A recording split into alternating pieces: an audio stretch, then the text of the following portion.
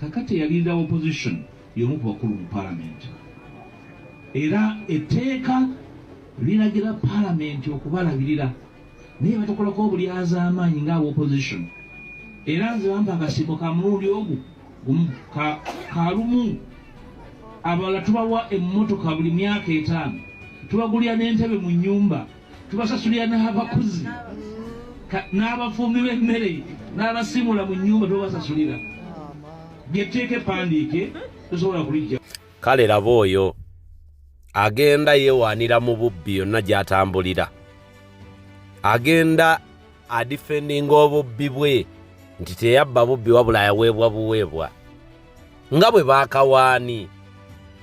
Gwe wali wanjawulo ku baliida abalala bonna ababaddewo abaloopu. Njagala tuweeyo loopu omu nga tonnaba kujja atali gwe baali bawadde token of appreciation nga gwe bwe wagifuna olyoka ogambe nti nno gwe baagikuwa omulundi gumu, abalala bonna abadde bajja nga babadde tebabawa. Loopu Joero yakamala mu parliament ebbanga kumpi ligenda mu mwaka mulamba n'okudda waggulu. Gwe wali wakamala mu kitundu kya mwaka we bakuweera miliyoni ebyo 5 ye nga tebannaba kumuteerayo bwe libanga tteeka ye Loopu Joero nga tebannamuteerayo nga lyabagibwa mu parliament nga ddala mweriri. Wali ku mirimu gyo naawe gy'abakama abo leka kutukooyaana genda ng'olimbalimba abantu nga bwe bakuwa token of appreciation kubanga wali ogigwanidde ogifuna. Wakola mirimu ki egyo gye wakolera oludda lw'ovuganya lutuuke n'okkuwa token of appreciation olw'emirimu gye wagikolera? Baana baffe bameka abali mu makomera leero nga gwavunaanibwa okubaggalira? Baedi Mutwe, Bakirewo Kivumbi bali mu makomera. Tugambe lumu nti gwe mulimu ogwali gwakuweebwa officially gwakutunulanga mu baana ki bakyewaggula, baana ki abalina amaanyi, baana ki ab'embavu mu NUP, olwo baweeyo eri bakama abo, abaana abo bakwatibwe. Ebbanga lyonna mmwe mubadde ettimba ebadde emira obwana bwaffe nga tetumanyi. Kati oli awo ogenda weeyogerako nga bwe baakuwa era ne kibaakuwa bwe wali okigwanidde, era ng'ogenda ogamba abantu nti baakikuwa kubanga n'abalala bangi mubawa nga bwe baawaddaani era bwe baali bawaddaani, nga baloopu bonna ababaddeko kebeere laptop gye babadde bamuwadde okukolerako emirimu bw'aba nnyuka emirimu gy'obwaloopu laptop eyo bagimuggyako. Njagala otubuulire ki kye babalekera ng'amamotoka ga gavumenti gabaggyibwako nga bannyuka emirimu egy'obwaloopu? Ki kye babalekera? Gwe baakulekera miliyoni 5 wakulita n'obuwumbi 42 obwa cooperative mu bendobendo ly'e Budduli erimu ly'ogamba nti okoledde ebyamagero. Bannayuganda, abantu abafaanaganako nga bano tulina okubatebuka. Eri abantu abalwana okumaintaininga position yaabwe mu opposition ever nga bo mulimu gwabwe tegubangako kununula ggwanga lino kulijja mu bwannakyemalira bwe lirimu. Naye ogenda omuwulira obubbi bwe mu kifo ky'okuvaayo ne yeetonda amalala gegamu kugaleetera omwami oyo ekigo. Anyway, onjagadde mutandikiramu katono naye ate tulina ebirala bingi nnyo. Bannayuganda, mwekaabireko. Parliament yabaga etteeka mu 2023 eriwa authority ebitundu byammwe eby'omubiri eby'omunda bwe balaba ng'omubiri gukooye gunafuye birabike ng'ate bikuggyibwamu bitundibwe. Era n'akatale kaabyo weekali. Mbadde ndaba omwami ono nno oba yaliko omubaka wa Parliament n'awummula n'annyuka emirimu gya Parliament ng'ayogera era ng'annyonnyola emu ku bintu NRM byetaddewo mu ggwanga lino Uganda ebitagenda kwerabirwa. Era nkiwa byemu ku bintu ebireetedde obubenje okubeera nga bweyongera buli lunaku olukya, kubanga buli muntu yenna agwa akabenje ne bamutwala mu ddwaliro mukolako postmortem bateekwa okumuggyamu organ, bateekwa omugyamu ebitundu bye eby'omunda nga beerimbikira mu kifaananyi ky'okubyekebejja gy'oli baba tebategedde nti nno afudde kabenje. Bwafulumya alipoota ku nfaaye muntu afiiridde mu kabenje ate mumuggyemu ebitundu by'omubiri eby'omunda mumugenda kubyekebejja mutegeerere ddala ekimuviiriddeko okufa ng'afudde kabenje. Buli omu kaategedde nti gundi afiiridde mu kabenje muba mwekebejja kyekyo. Mufulumye lumu alipoota nti gundi afiiridde mu kabenje ku luguudo lw'Egindi ku lunaku bwe ruti mu budde bwe buti. Kimala n'ebitundu by'omunda eby'abantu babijjamu kubanga balina gye babitunda, balina akatale kaabyo. Vidiyo eyo ngiyina ng'omwami alambulula mu lulimi olunyaanyimbe kirungi, ayogedde mu lulimi n'abalala lwe banaategeera, kagabere mawanga g'abakyerupe gajja kulutegeera. Vidiyo eyo I think nali ngibawaddeko ko emabegako kuba twabyogerako ebya organ oba ebitundu by'omubiri eby'omunda ebijjanga bitundibwa. Era ne tutunulamuko ne tukuba ne ku tooki kuwa gavumenti gyegenda okujja ebitundu bino eby'omunda, kuba waliwo abaagifuula project, waliwo abaagufuula omulimu nga bo kwe balya kwe banywa ku bitundu by'abantu eby'omunda, nga kwe balya kwe banywa. Tamale mirundi nga tannafa umule mirembe yatugamba yali project ya Lwaboga ey'ebitundu by'omunda organ.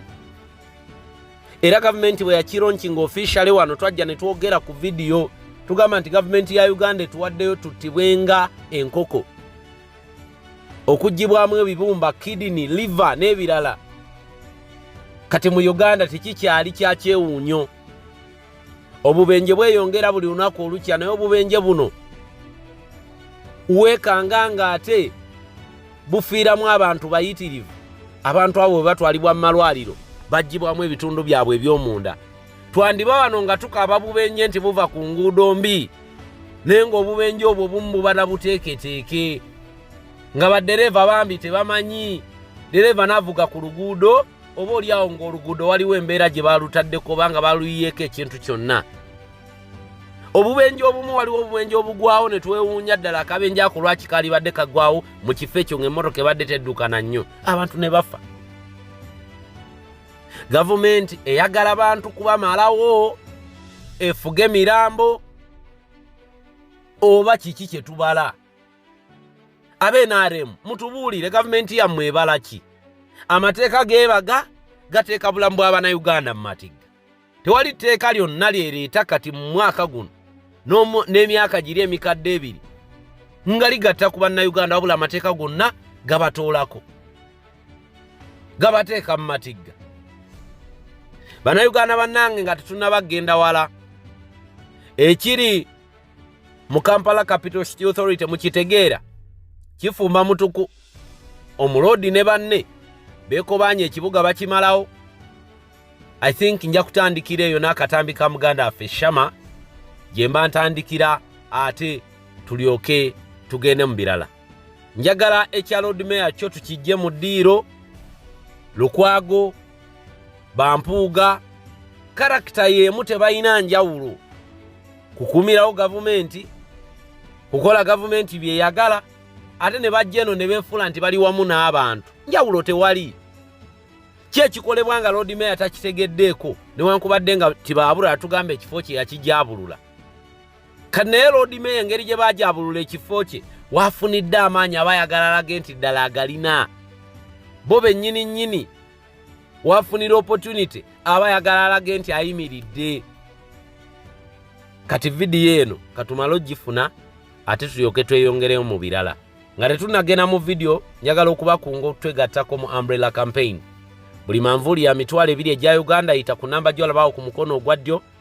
Tukyali ku 169 tetunnayongerako ndala. Ng'ogyeko kiri 150 ekyagenda tubadde tukuŋŋaanya 2 ku 2 kwe tulina 169.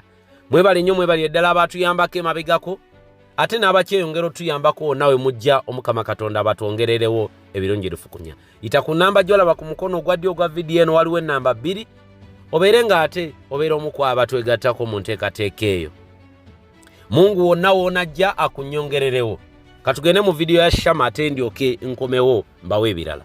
Unlike other classes, for Infinity class, we stand by values. We stand by principles of this revolution. Nakugamba, gw'oneekwata ku principles, noweekwata ku values za revolution, you will never be wrong. We are right even this time around. The reason why we have been defending Shamimo Malende and Shakira Nakato, we are right at it again. Nga tuyimidde ku value, kwa value gye bayita integrity. Integrity.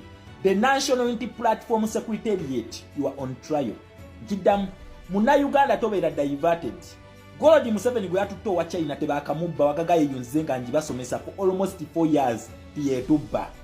Oshegera ekintu ky'omwala kyekiri revolution. Does the National Unity Platform preach what they do, oba they just preach and they do the opposite? Lwaki kigwa mu kintu kyebayita corruption scandal. Corruption scandal.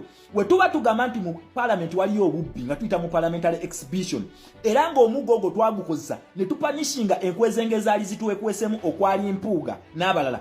Why are we dropping this stick? So go in a revolution, don't be diverted. The only revolutionary event yegenda maaso kati ye y'omwala kubanga erimu ekintu kyebayita corruption scandal. We are preaching a corruption free New Uganda. Yetu preachinga musigera nga tuyimiridde ku core value gye bayita integrity oba honesty. National Unity Platform Secretariat and our leaders, you on trial. Njagala mujjukire mulina ne file endala gye tutanafunako results. National Unity Platform nayo ekweka files comes back to the leaders. Akakiiko kateekebwawo ne kaweebwa wiiki emu okusolvinga corruption, okusolvinga scandal. Era nayo yali mu corruption scandal eno yalimu Latifu Sebagala yatulabisa ku media, yalimu Waiza, yalimu ne chairman Nyanzi.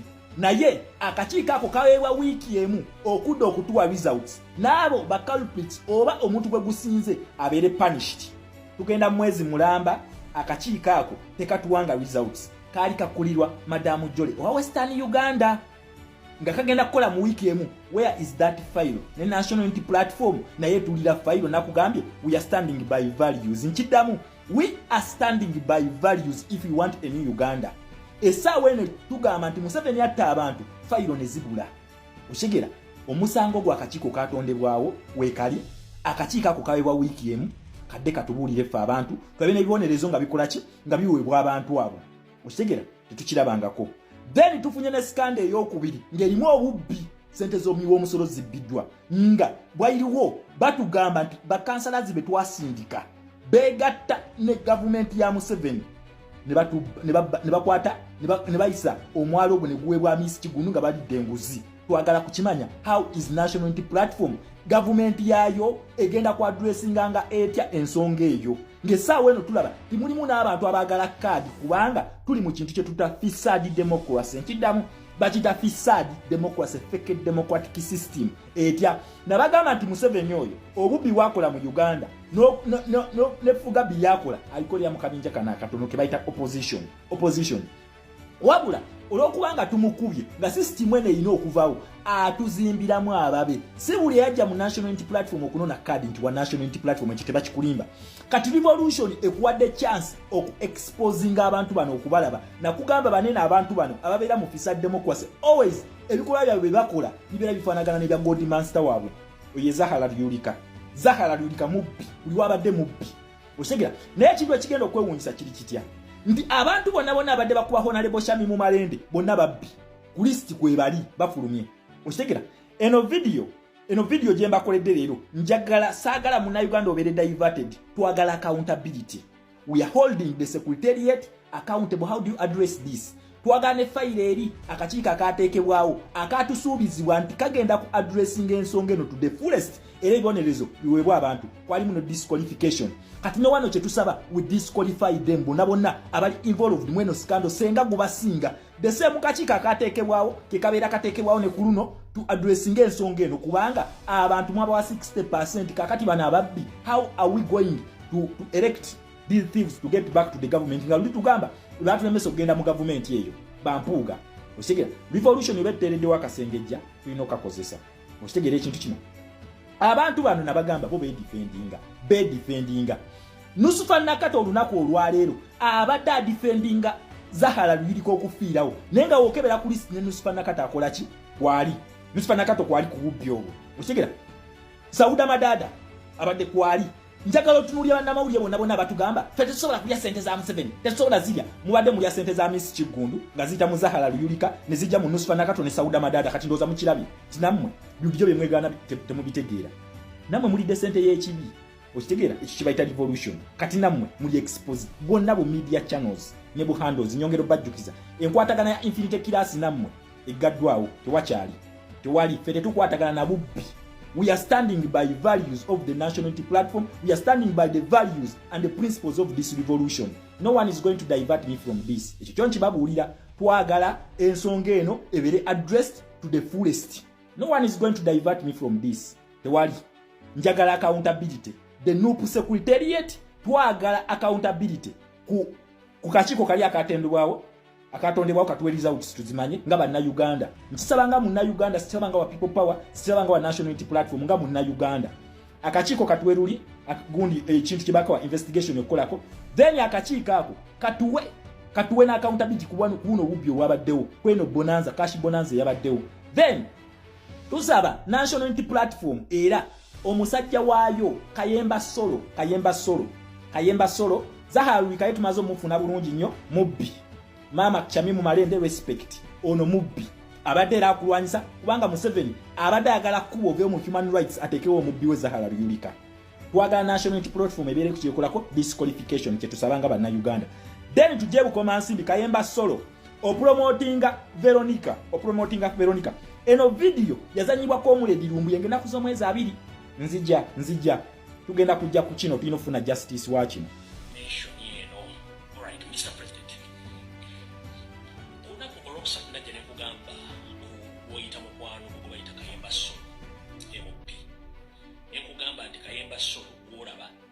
Musajja mukyamu nnyo ebyange byogera kati omusaza akulesiya yenzene ku kitebe n'akimakkaati kati kankubula information eno mu luzungu ojjwe bulungi ono gyevudde mu Luganda olikotegere bulungi nnyo nti information yange gyemba tebaako okoliko. Kayemba Solo muntu mukyamu obeera naye ayogera birala wakuvaako bw'ati agenda n'ayogera ne banne ebirala n'omulimu gw'abadde asinga okukola wekutambula nga atandika okuneutralizinga chapter za struggle. Kayemba Solo yoyo nga ticha lumbu yamwogerako. Omanyi domestic police ono nabagamba Museveni mu domestic police atuzanyira mu opposition osegera mu atuzanyira. Kati revolution etuwadde chance to expose kubanga tugenda mu New Uganda ekyatulemesa luli twalina ensolima kuluno tetugenda zikkiriza never. Kayemba Solo ebukoma nsimbi eyo ekifo kya umani MP kyagazaaki. Buli wozunga Veronica yatubba, Veronica mubbi tumumanyi oyo mubbi. Otegera era nawayiriza ne Honorable Joel Senyonyi naye ogenda odi campaigning abantu ate abantu bano be defending bakute Veronica ne bamuteeka wali eri waggulu wali. Otegera Kayemba Solo agenda mu campaigningira ku bimikolo byebine bifaananyi ebimu gye yalabikiddwako Kayemba Solo nga campaigningira ni Veronica. Kayemba Solo wajjanga amala yefulantino kyali wa president nnyo agende eri askama sanyaze deni agende mu bukoma nsimbi ateke image yo nga adi campaigninga Shakira n'omulala. Otegera gusagala kwogera ko linyali. Then batuteze ne Farida Nakabugo no yomu kubabbi abadde mu State Council yomu kubabbi bayo. Kakati agenze all the way from Kampala State Council amazokola yo staga zayo agenze paka bukoma nsimbi loza mula ababbi bano batuchanga. Kati nabagambye no system eri mukugwa kyeni mukola eri mukupressinga amapesa gayo we bana abantu bagudde bagenda kuleka ki emirandira gyabwe within the new government gibagala okola ki okuzimba. Kayemba Solo agent wabali Farida Nakabugo ali omukubbo otegera naye Kayemba Solo ekintu kyali mukola ali mu promotinga Veronica ngeno wasika masanyaze ku president mbu okulaga nti Veronica yakola ki yasonyibwa. Please tetuna kusonywa Kayemba Solo wegendereze genda mpola Kayemba Solo senga nakukwata mu Muganda wange nze sina bya kufiirwa nonya kaluluko wesonywe kya umani MP lekera okuba Shakira n'omulala gwe sagala kwogera ko linya kuba yitanvunanako lekerawo. Veronica mubbi oshegere ekintu ekyo totandika mbeere eyo gwe kufe kulika abatalina kyakufiirwa oshegere ekintu ekyo munna Uganda ekintu bakita fisadi essaawa eno tukirinya ku nfuuto kino kyagamba nti akabinja ka Museveni ngenda kamalawo akabinja tukasensera. Well engeri gye kiri nti vidiyo eno erimu obutambi bungi njagala nneme kulandagga nnyo tuwulire engeri gavumenti gye yatubagiramu etteeka ffe nga bannayuganda ebitundu byaffe eby'omunda okulabika nti bitundibwa kyere era nga kakati tekimenya mateeka omuntu okufiira awo ne bajja ne bamugyamu ebitundu bye eby'omunda mbwolwo biba bigenda yamba abalala abalamu ekitaali badde kibi naye waliwo abatekinga advantage olw'embeera eyo kubanga omuntu waba afudde aba afudde. Bwe bibanga ebitundu bye eby'omunda bijja yamba abalala, then kya bugunjufu okulaba nti boogera ne famire bwe bibanga binaayamba abamu ku baffamire mu dda ne biyamba omulala, naye kaakati bo bagufudde mugano nti batuuka n'okuteekateeka obutemu obutaliiwo. Ebya bbomu mubirabye, obubenje mubulaba, ettemu entakera muliraba. Bantu battiddwa n'ebijambiya ne batwalibwa mu malwaliro, baggibwamu ebitundu byabwe eby'omunda. Bino byonna nno tubyogera byongera okulaga wa Uganda gyeraga bwe tuteeyamba. Gavumenti eno eyagala kunnyuka n'Abannayuganda. Oba nkaddemu mu ntegeere, buli gavumenti yonna ey'obwannakyemalira bw'eba ennyuka teyagala egende yokka. Eriŋŋaŋŋa ndogo yekuba omugere gwayo ogw'enkomerero, gwe gukwatako ogenda tennagenda. Kati okwebeerera mu kintu kikulu, tulina Bannayuganda okubalabula ne bamanya biki ebiri mu ggwanga. Bino munaagamba byali bigambo byange, kambi bawe mu katambi eyabyogera mu NRM Lukulwe awagira gavumenti eyaliko n'omubaka omulamba.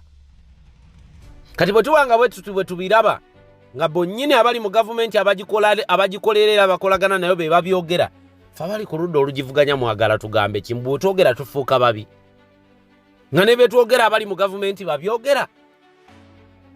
Ani mukyamu gwakola ebikolobero oba ffe ababyogerako olekeraawo okubikola? Katuve mu vidiyo y'olunyanyimbe nkomewo. In 2023, Parliament of Uganda passed a law to allow removal of human organs and transplant to another person. Removal from one person and transplant to another. The law is called the Uganda Human Organ Donation and Transplant Act. That's the law. The president assented the law, signed that law on 15th March 2023. The question is, who exactly did our MPs ask? They consulted who? Because the law they made is meant to remove our organs and donate them to some other people. Remove the organ from one person to another. The kidney, the lungs, the liver, the heart. You members of parliament, each of you has one heart. Who exactly did you ask? You want to donate whose heart? You want to donate whose heart? Whose kidney? Whose lung? Whose liver? Whose tissue? Whose cell? Why didn't you ask Ugandans about that law? Why didn't you consult us? Why? I have read the law. In the first place, it has provisions that cannot be effected. It has provisions that can't be put into practice. For example, Section 68 talks about determination of brain death. When is a person considered to be brain dead? And if that person is considered brain dead, how are the organs of that person supposed to be harvested from that person and taken to the bank? Because where they keep the organs, tissues and cells is called the bank under the law. Now the question is, if the law states that a person should have stated that he is willing before brain death, he is willing to donate his or her organ or organs. Who exactly has ever stated that the moment you see me brain dead, please remove my organs? Who has said so? The same law under Section 69 says, if the person did not say so, that I'm willing to donate my organs, the moment the person is brain dead means you have not died completely. You are still, they put you on oxygen, they keep some of your body functions going on. The question is, I mean, they said, the law says that if the person did not consent to donation, removal of their organs, then close relatives who are there should be asked.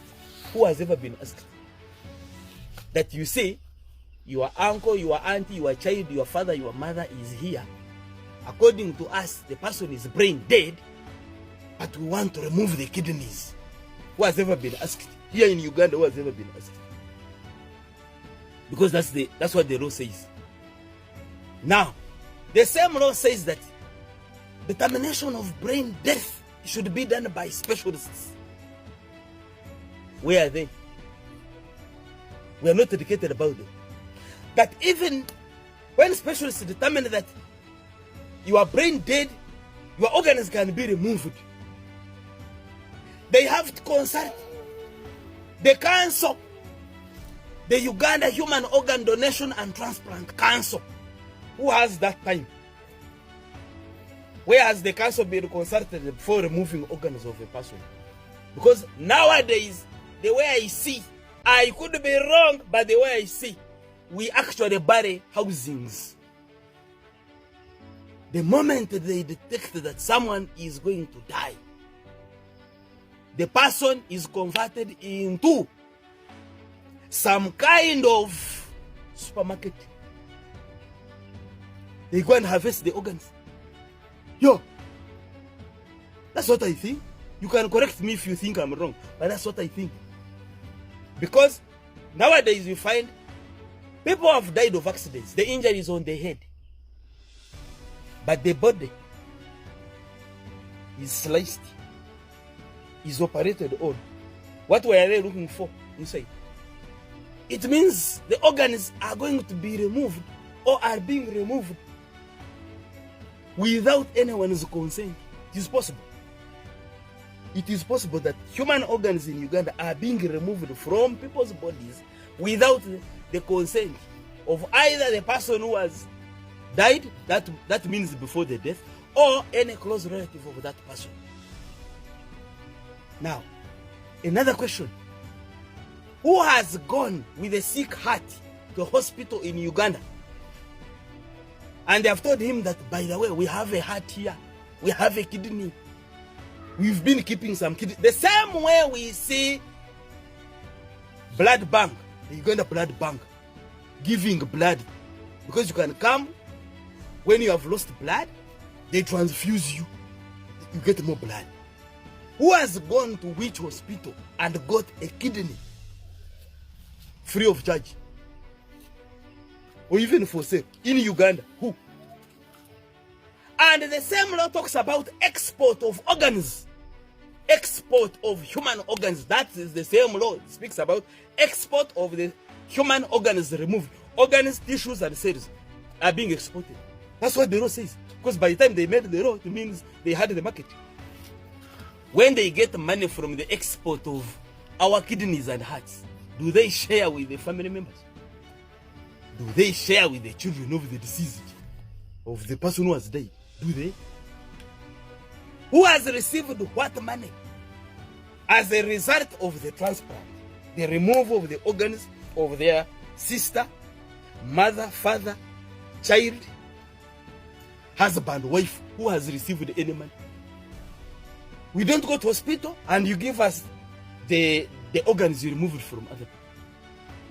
We don't see the money which you obtain from the organs.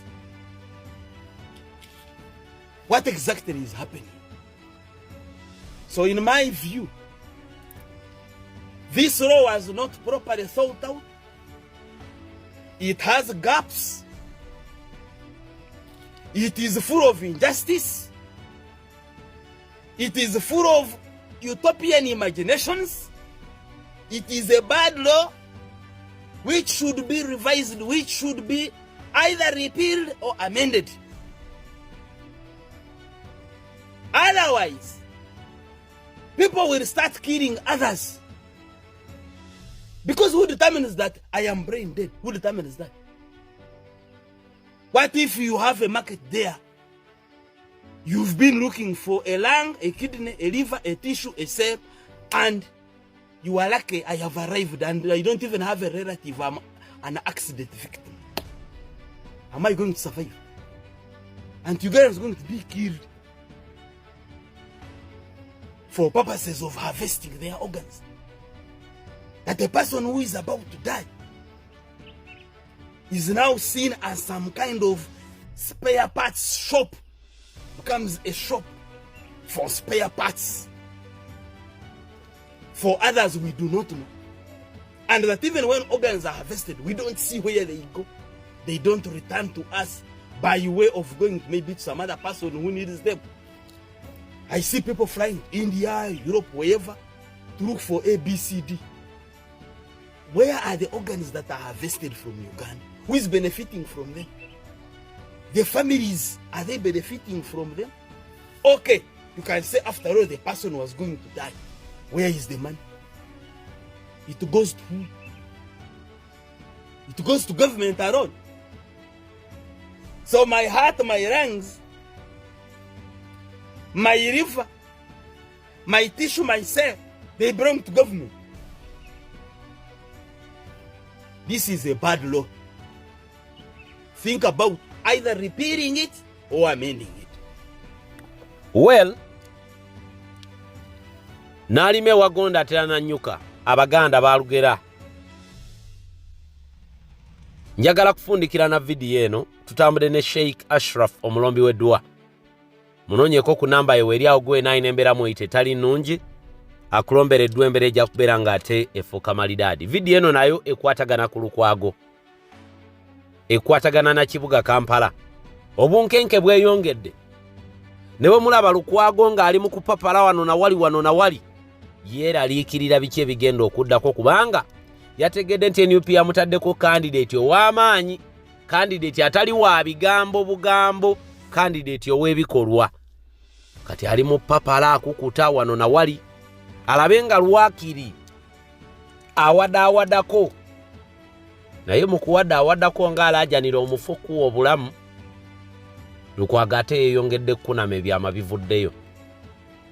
Katumala okubifuna tudingane. Njagala ojjukire nti bano be bamu ku ba agent abamwamiti bahabulwa. Bwabanga ekibuga Kampala mwamiti bahabulwa inamu ebitundu 9.5 ku buli 100 ani amuwadde ekibuga abatali bano balukwago. Katubifune. Greetings. I hope everybody is doing okay. Now this is Kukwan tugenda kurawonyo. For starters, kasita omulodi w'ekibuga ali mu kuvaako Elias Lukwago yabiyingizaamu ekibiina kyange nange mbadde nnina okubiyingiramu. Kati kansooke nkuwe analysis eri based on reality. Wabula so kompitire wano Lord Mayor yaddako w'ekibuga Kampala Honorable Barimwezo sebo njagala video ene kutukeko nawe kusangidde nzikiriza nkwambaze courts 2 kansooke nkuwe ya Napoleon Bonaparte yatusibirira ngaffe abasombe ebyafaayo yatugamba never interrupt your opponent when he is making a mistake.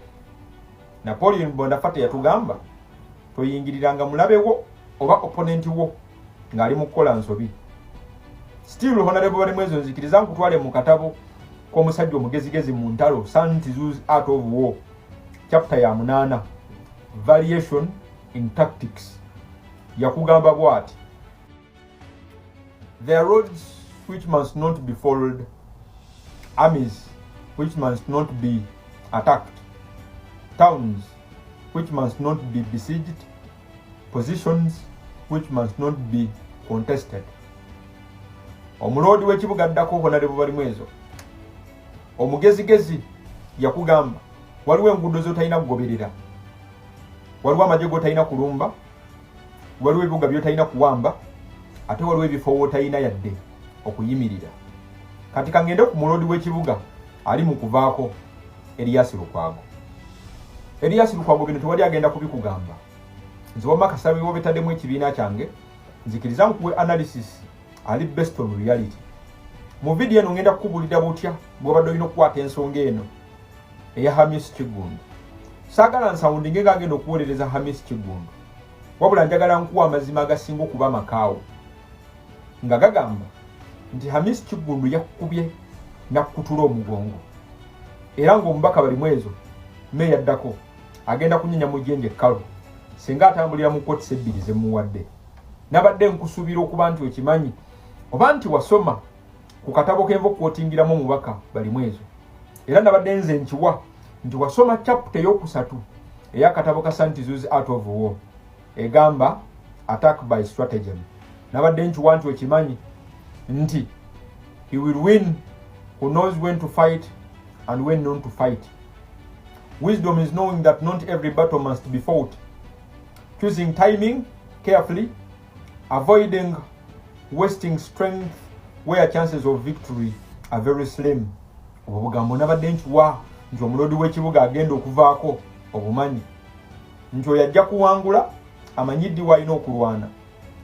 Amagezi kutegera si nti buli lutalo olina okululwana. Olina okukyuzinga akadde n'obwegendereza okwewala okwonoona amaanyi mu lutalo ng'emikisa gy'okuluwangula mitono ddala. Kankutwale ku kinusi kya vidiyo nzikiriza nsooke okutegeeze. Deeds not words shape the battlefield of perception. A single act of courage can destroy a powerful enemy's propaganda. Nzikiriza nkwene statement. When actions speak for you, no opponent, however strong he is, can silence it. Powerful regimes fall not to speeches, but to the relentless public relations or visible actions. Kankwe statement yesemba nkunyonyole. Public relations built on words can be ignored. Public relations built on action cannot be defeated. Elias Lukwago omulodi agenda okuvaako. Bw'atya Miss Kigundo bwe yakubye na kutula omugongo. Mu ngeri ssatu esooka. Pulaani ye yabadde visible action. Okulongoosa ekibuga n'okulongoosa emyala kiri tangible. Erabika nga public good. Abantu bagitwalanga eyabwe maaso gaabwe. Bakitwala nti bagenda amataba gagenda kendeera wadde nga tegagenda kendeera. Bakitwala nti streets z'ekibuga zigenda kulongooka wadde nga tezigenda kulongooka. Bakitwala nti obulamu bugenda ku improvinga wadde nga tebugenda ku improvinga. Mbufunze wabadde mutuufu naye olutalo obadde tugenda kuluwangula lwa nsonga gw'obadde na bigambo. Amisi jakubiriza public relations eya actions. Kankuwa ensonga endala. Ebigambo byabadde empute kasita wazze nga toyina work plan ya drainage system ne plan gy'obadde oyina lugiimu gye yalemesa. Mu bufunze ebigambo byeri Hamisi Kigundu byabadde tebimala kulwanyisa plan gye yaleese kutereza myala. Wabadde oyina nakujja na plan. Mu bufunze abantu bakompeyalinga talks versus reality. Gwoyina talks, Hamisi Kigundu ayina reality. Awo yakubye hands down omugongo toyina otambulira mu wheelchair. We yakubiddawo okusatu awalala nti wabadde oyina okukitegeera nti mu public relations ebikolwa bikuba ebigambo. Wabadde oyina okukitegeera nti action or actions have their own. Nabadde nkiwantu ekimanyi nti every clean street is a poster eri Hamisi Kigundu obudde buno. Akabuga ka plani ke yakulaze nga kayonjo eyo poster emala okukuba okuteeka ku ttaka nti every open drainage is a billboard eri Hamisi Kigundu nti kikuteeka ku side eya disadvantage. Mu bufunze abantu kye balaba kye batwala. The public sees who really solved their problem. Ngoye Hamisi Kigundu gwe wazze na bigambo. Mu bufunze abantu oba public yatudde ebigambo byo nga gwali peti. Ensi obudde buno kutwala nga gwali jerasi ali mu kuzanya politics. Wakati nga Hamisi Kigundu ali mu kugaba solution obanga ali solution oriented. Kati omulodi w'ekibuga nzikiriza nkoyo point 3 oba 4. Butya abadde olina okukwata ensonga ya Hamisi Kigundu. Ensobi gye wakoze kuyingizaamu kibiina kyange. Kati kankuyambeko. Bwoti obadde olina okuhandolinga Hamisi Kigundu. Wuliriza ebigambo bino. Wagezezzaako kulwana na bigambo. Wakati nga Hamisi Kigundu alwana na bikolwa. Mu public relations tosobola kukuba visible deeds. bwotyo wabadde olina okukola mu kifo ky'okulwanyisa Hamis Kigundu wabadde olina kwembulesinga pulaani ye n'olaga nti naawe obadde ku paati eya pulaani eyo n'olaga ne waka pulaani ye gy'emyala wakati ng'olaga nti regimu yekulemesezza. Kyakubiri wabadde olina okugamba nti nyaniriza buli citizen aneegattako okukuuma ekibuga kino nga kiyonjo. Kino kyabadde kigenda kukuyambako nnyo okufuna crediti okuva mu bantu nga ggwe akulembera ekibuga. Kyakusatu wabadde olina okufulaminga pulaani ya Hamis Kigundu nga partnership not rivalry. Kyenagambye ddayo mu chapter eyokusatu eya Santizus out of war gye bayita attack by stratagem. Otegere nti sinti bulutalo olina kululwana entale ezimu olina kuzemblesinga oba completely kuzeesonyiwa n'otazoogera nako. Bwoti wabadde olina okukola wabadde olina shiftinga narrative okuva wa Hamis Kigundu n'olaga nti oleadinga forces eziri mu kuyambako okutereeza omwala. Kyakubiri wadde nga Hamis Kigundu agenda kukola independently kyabadde kikakatako okukireyiminga collective progress under your watch. Wabadde olina okugenda n'omonitoring ebiri mu kuhappeninga. Ekirala wabadde olina okuredirectinga public attention otya ng'ohighlightinga obutundu oba ebitundu Hamis Kigundu bye yaniglectinze ku mwala gwogumu oba mu kibuga Kampala ebitundu byataafuddeko wadde nga wakitegedde nti ayagala kuwamba property ya kibuga. Wabadde olina kutunuza bantu ku bitundu ebirala bya neglectinze ebitundu wamanyi nti tagenda kujja kasente mukkirize mu downtown. Bwotyo wabadde olina okutwala game eno. Kyakubiri wabadde olina okubroaden the debate otya okitwale nti contribution ya Hamis Kigundu wadde nga nnungi wabula ogitwale nti kasirikitu nnyo ku bigger picture ey'okutereeza drainage system y'ekibuga Kampala mu bufunze. Wabadde olina questioninga motive without blocking his actions. Wabadde oteekeddwa okubeera visible mu oversight nga wooli. Wabadde oteekeddwa ng'etteeka okukereyiminga regulations okubaawo nti pulaani z'ekibuga Kampala nti Hamis akola okusinziira ku pulaani z'ekibuga Kampala. Wabadde oteekeddwa okulwana bwotyo. Engeri gye walwanyemu si y'abasajja bagezigezi. Tewandibitaddemu kibiina kyange. Y'ensonga lwaki nzize mu